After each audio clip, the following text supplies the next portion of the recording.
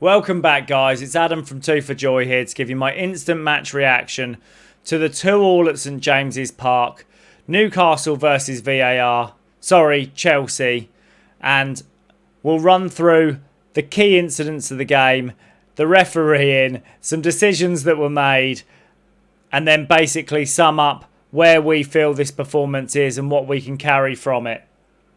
So to start off with, the first two goals, a great tackle from Anthony Gordon, a brilliant bit of play to put the ball out to Jacob Murphy, a fantastic whip cross. Gordon gets in at the back post, gets a great shot on target, and I have to give it to him. Sanchez made a brilliant save for it only to drop to Nick Voltemada.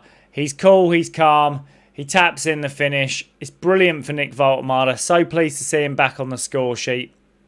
And then Newcastle carry on that domination till the 20-minute mark, where Anthony Gordon puts in a brilliant cut inside, whipped ball.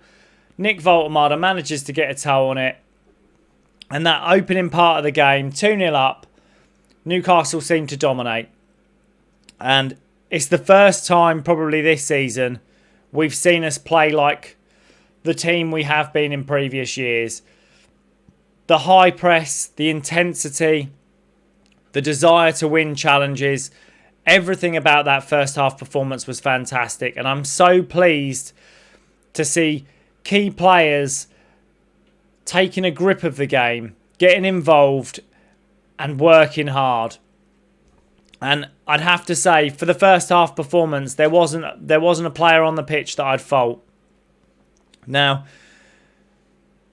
after the break, Newcastle always have a tendency to start slow after half-time. And when we came out, Chelsea really kind of asserted their dominance. They'd obviously had the hairdryer treatment from Enzo Maresca. And they managed to win a free kick in the middle of the park. Obviously, Cole Palmer supposedly being fouled. I thought it was a little bit soft, but it could be given. And a fantastic free kick from Reece James. I have no qualms with conceding this goal. No qualms at all. I have to be honest, these are things that happen. If you have somebody with real quality taking a free kick, I feel maybe Ramsdale could have been a foot further over, but it's one of those things. And then comes the second goal. Now, the second goal for Chelsea, it's a slip from Malik Chow. João Pedro takes it really well with a header and manages to turn and get in behind. And at that point, one-on-one against Ramsdale, I'm expecting him to score, and he does. So, I can't be disappointed with either goal. A slip from Malik Chow. Malik Chow has rescued us all season long. He's been fantastic. One mistake doesn't make it his fault. It's a slip. It can happen to anybody. The free kick, I can't have any qualms with. 2-2. Not a problem. I'm okay with a 2-2 result. What I do have a problem with is at 2-1, Anthony Gordon comes into the box, Trevor Chalobah steams in, and the statement that's been given by VAR after we all saw the biggest penalty shout of the game was it's a side-on-side shielding action. Now, the force, the intensity, and the chance of winning the ball from that challenge all say that's a penalty all day long. All day long. So when the referee doesn't give it and the lino doesn't put his flag up, I'm like, don't worry. VAR. This is what VAR's there for. We can all see it clear as day. Managers on the touchline going crazy, that's a penalty. And when it goes to VAR, I'm like, they'll look at this. This is definite. It's a definite pen. All day long, it's a definite pen. It's as clear of a pen as when Onana jumped out from his goal at Wolves and punched somebody in the head. It's that clear of a penalty. And sure enough, VAR clear it and go with the on-field decision. Now, throughout this game, there's probably 4 penalty shouts. And I would say some of them are soft. Some of them aren't penalties, clearly. But this tackle from Trevor Chalobah You can see the force he puts into Anthony Gordon and the fact that he literally knocks him 3 feet off the pitch. All day long, that's a penalty. Now, Chelsea managed to finish the game with 8 yellow cards, 6 on field, 2 off field. The game plan, the narrative, the VAR decisions. VAR is ruining football. It is absolutely ruining football. This is a great spectacle, even for the neutral. But I could guarantee you 80% of neutral fans would look at that and go, that's a penalty. All day long, it's a penalty. And it's such a crucial point in the game where, were we to put the lead back to 3-1 rather than it go to 2-2, I think we see this out and we get the victory. So, as an overall, what I would say, and I'm sure a lot of people will disagree with me and say it's 2 points dropped, is what I would say is the performance today was the thing that we have to take positive from. And I feel like there isn't a player out there. This is the performance we should have seen at Sunderland a week ago. But there isn't a player out there on that pitch that started the game that I have any issue with.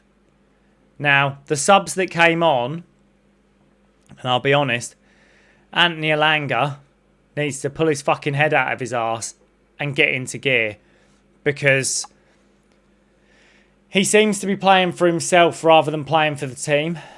He's not getting stuck in. He's not making the tackles. He doesn't get back. He got caught wrong side of goal and was lucky that the ball didn't get put in by Garnacho. And when he breaks free and we have that moment, that opportunity where we have a 3-on-2 up front, he decides to take the shot and go for the far bottom right corner. Johan Wissa is coming up right beside him. Now, if I had to pick from the 18-yard box which player I thought would get a better shot on target, Wissa or Anthony Elanga, all day long, I'm taking Johan Wissa. So, bit of poor decision making, and I thought he was dreadful, to be honest. But I have to say, the key moments of the games rely on VAR making the right decisions. And today, we were let down by the officiating, not by the team, not by the tactics, not by Eddie Howe. And once again, if we're talking about players that did perform, our entire back line was brilliant. I thought Lewis Hall was fantastic. Lewis Miley, incredible. Man of the match 2 games in a row.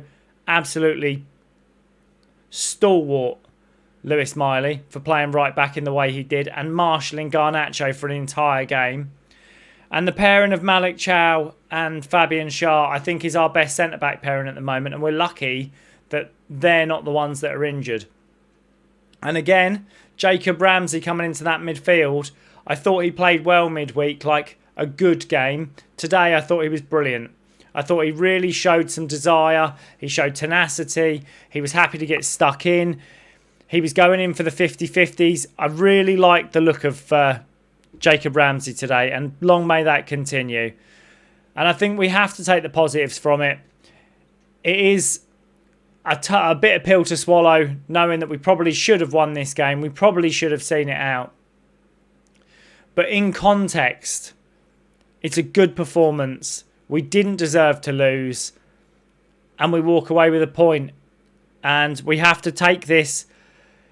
If we play in that manner, with that desire, that hunger, that style of football, for 80% of the season, we end up in Champions League positions. And we need to carry that desire and that hunger and play that type of football in the Premier League every week, because we will win 70% of games. So, away to Manchester United, Boxing Day, what can we expect?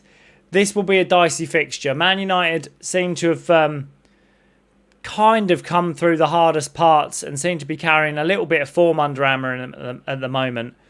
And I'm not entirely sure which way this one will go. If we turn up like we did today, I think we beat them.